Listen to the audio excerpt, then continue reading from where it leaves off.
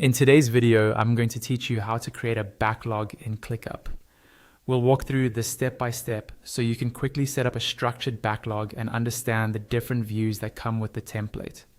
First, make sure you're in ClickUp and looking at the correct list view where you want your backlog to live. This is the area that will hold all of your tasks, tickets, and product ideas. So choose the space or folder that makes the most sense for your team. Next, look for the plus icon next to the workspace or location where you want to add the backlog.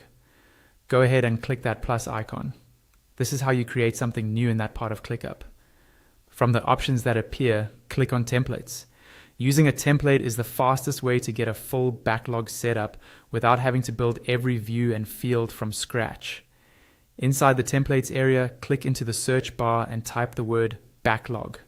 This will filter the available templates, so you can quickly find the one designed specifically for backlog management.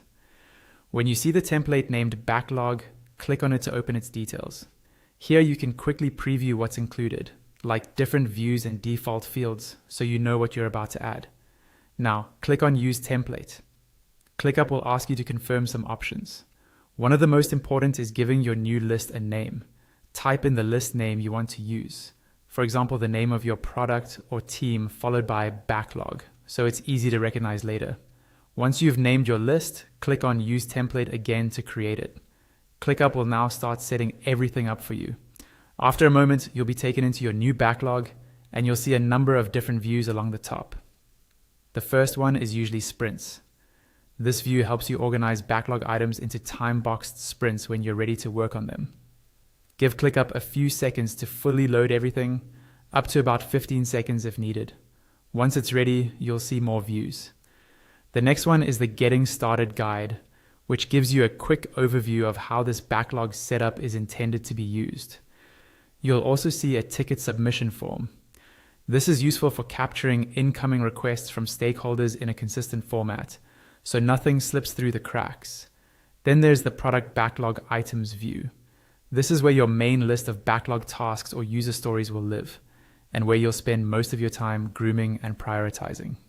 You'll also find a schedule view. This helps you see your backlog items on a timeline or calendar, making planning and forecasting easier. If you notice an option that says 2 more in the views area, click on that. This expands additional views, and here you'll see the backlog status view, which groups items by their status so you can track progress at a glance. You might also see another option labeled 3 more, depending on your screen size. Click that as well.